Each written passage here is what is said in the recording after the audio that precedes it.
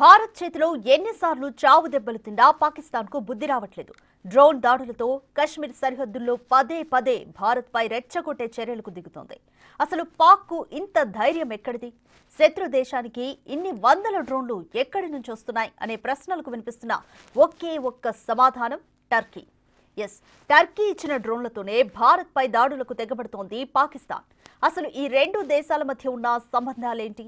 భారత్ చేసిన సాయాన్ని కూడా మరిచి టర్కీ పాక్కు ఎందుకు ఆయుధాల సహాయం చేస్తోంది?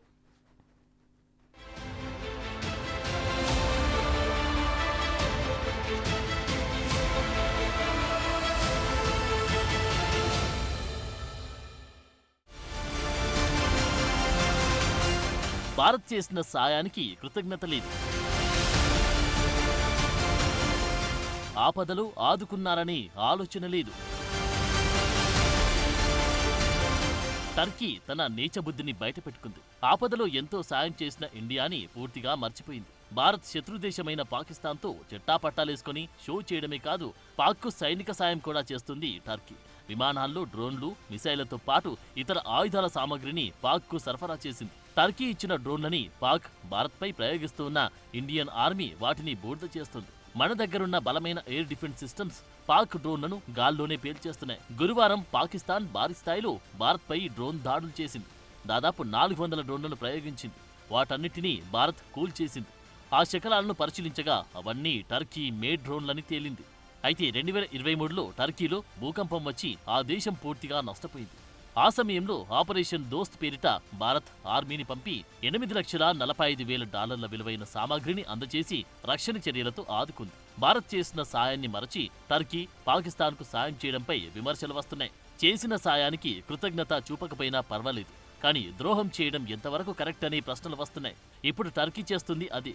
ఆ దేశంలో భారీ భూకంపం సంభవించినప్పుడు సాయం ప్రకటించిన తొలి దేశం భారత్. ఆపరేషన్ దోస్త్ పేరిట భారీగా మానవతా సాయాన్ని అందించింది. బాధితులకు ఆహారం, మందులు సరఫరా చేయడానికి ప్రత్యేకంగా కిసాన్ డ్రోన్లను పంపింది ఇండియన్ గవర్నమెంట్. అప్పుడు మనం మానవత్వాన్ని చూపితే దాన్ని మరచి భారత్పై దాడికి పాకిస్తాన్కు డ్రోన్లను పంపింది.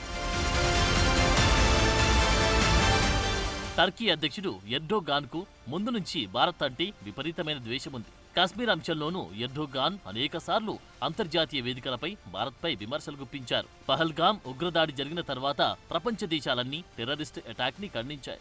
ఇదే సమయంలో పాక్ ప్రధాని షెహబాజ్ షరీఫ్ ని కలిశారు ఎర్డోగాన్. పాకిస్తాన్కు వత్తాసు పలికారు. పహల్గామ్ దాడిని ఖండించలేదు సరికదా, టెర్రరిస్టుల చేతిలో ప్రాణాలు కోల్పోయిన అమాయక టూరిస్టుల కుటుంబాలకు సానుభూతి కూడా వ్యక్తం చేయలేదు. పైగా పహల్గామ్ ఉగ్రదాడి జరగగానే పాకిస్తాన్పై భారత్ దాడి చేస్తుందని టర్కీ ముందే ఊహించింది. ప్రపంచమంతా భారత్కు సంఘీభావం తెలుపుతున్న టైంలో 6 సైనిక విమానాల్లో పాక్కు ఆయుధాలను పంపింది ఎర్డోగాన్ ప్రభుత్వం. టర్కీకి చెందిన C-130 ఈ హెర్క్యులస్ విమానం ఏప్రిల్ 28న పాకిస్తాన్లో దిగిన విషయాన్ని అంతర్జాతీయ ఎయిర్ ఇంటెలిజెన్స్ సంస్థలు గుర్తించాయి.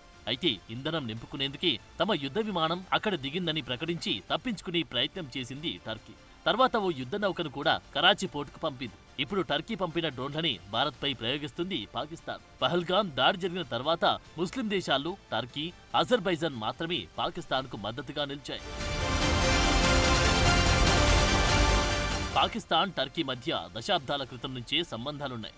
టర్కీ స్వాతంత్ర యుద్ధం సమయంలో ప్రస్తుత పాకిస్తాన్ ప్రాంతంలోని వారు ఒట్టోమన్ సామ్రాజ్యానికి ఆర్థిక సాయం అందించారు. ఈ సాయమే టర్కీలో పాకిస్తానీలపై సానుకూల దృక్పథాన్ని సృష్టించిందంటారు. పైగా రెండు దేశాలు ముస్లిం బహుళ జనాభా కలిగి ఉన్నాయి. బ్రిటిష్ రాజులోని ముస్లింలు ఒట్టోమన్ సుల్తాన్ను ఇస్లాం ఖలీఫాగా గౌరవించారు. ఇది రెండు దేశాల మధ్య మతపరమైన సంబంధాలు బలపరిచింది.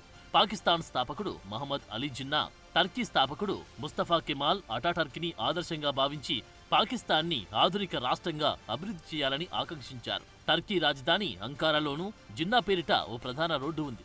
అలాగే పాకిస్తాన్లోనూ అటాటర్క్ పేరిట రోడ్లున్నాయి. పాక్లో ఒట్టోమన్ శైలిలో టర్కీ ఓ మసీదును కూడా నిర్మించింది. 1950లలో పాక్, టర్కీ అమెరికా బ్లాక్లో భాగంగా ఉండి కమ్యూనిజానికి వ్యతిరేకంగా సహకరించాయి. 1951లో ఈ రెండు దేశాల మధ్య శాశ్వత స్నేహ ఒప్పందం కుదిరింది. 1954లో టర్కీ, పాకిస్తాన్ స్నేహం, సహకార ఒప్పందంతో రక్షణ సంబంధాలు బలపడ్డాయి. ఈ మధ్య కాలంలో రెండు దేశాలు రక్షణ రంగంలో సహకారాన్ని మరింత బలోపేతం చేశాయి. టర్కీ డ్రోన్లు, మిసైళ్లు, యుద్ధ నౌకలు సరఫరా చేసింది.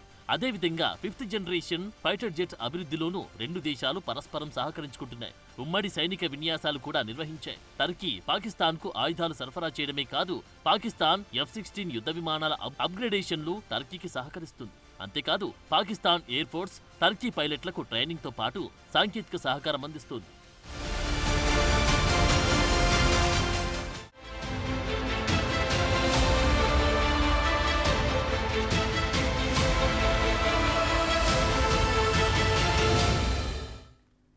పహల్గాం ఉగ్రదాడి తర్వాత కశ్మీర్ సరిహద్దుల్లో ఉద్రిక్తతలు పెరిగిపోయాయి. ఈ సమయంలో పాకిస్తాన్ సైనిక సామర్థ్యాలు బలహీనంగా ఉన్నాయని రిపోర్టులు సూచించాయి. ఇలాంటి పరిస్థితుల్లో టర్కీ పాక్కు సైనిక సహాయం అందించింది.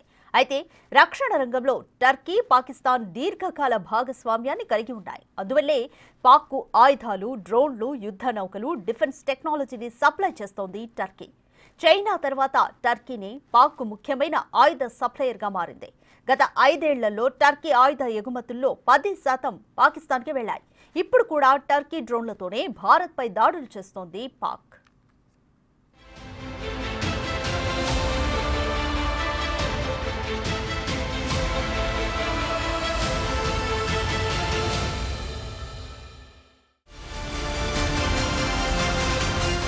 టర్కీ ఇచ్చిన డ్రోన్లతో కవ్వింపు చర్యలకు దిగుతూ పాకిస్తాన్ ఓవర్ యాక్షన్ చేస్తుంది. అయితే టర్కీ డ్రోన్లని, పాక్ మిసైలని ఇండియన్ ఎయిర్ డిఫెన్స్ సిస్టమ్ చాలా సులభంగా దెబ్బతీస్తున్నాయి. ఇప్పటి వరకు పాక్ వాడిన డ్రోన్లను టర్కీ నుంచి దిగుమతి చేసుకున్న అసిస్గార్డ్, సొంగర్ డ్రోన్లే ఎక్కువగా ఉన్నాయి.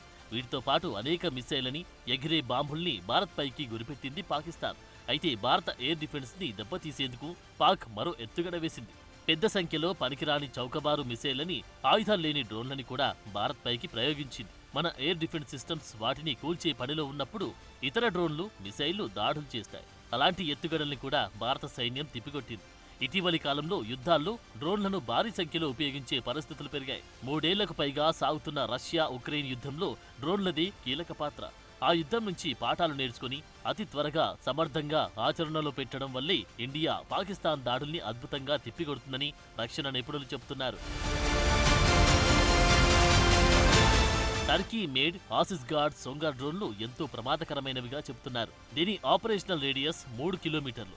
ఇందులో ఆటోమేటిక్ మిషన్ గన్ ఉంటుంది. దానితో 200 రౌండ్స్ వరకు బుల్లెట్స్ ని పేల్చేందుకు వీలుంది. అంటే ఒక్కో డ్రోన్ అనేక మందిని చంపగలుగుతుంది. 2024లో దీనిని అప్గ్రేడ్ చేసి గ్రెనేడ్ ని కూడా ఫైర్ చేసే సామర్థ్యం కల్పించారు. 5 కిలోమీటర్ల రేంజ్ కలిగిన ఈ డ్రోన్లు గ్రౌండ్ టార్గెట్లని అత్యంత ఖచ్చితత్వంతో పేల్చేయగలిగే కెపాసిటీ దీనికుంది. డొమెస్టిక్ సెక్యూరిటీ, యుద్ధ సమయాల్లో వాడేందుకు దీనిని తయారు చేశారు. ఈ సొంగర్ డ్రోన్లు టర్కీ ఆర్మీలో 2020 నుంచి సర్వీస్లో ఉన్నాయి. కమ్యూనికేషన్ లాస్ అయినా, బ్యాటరీ సామర్థ్యం తగ్గిపోయినా దానంతట అదే వెనక్కి వచ్చేసే టెక్నాలజీ కూడా ఉంది.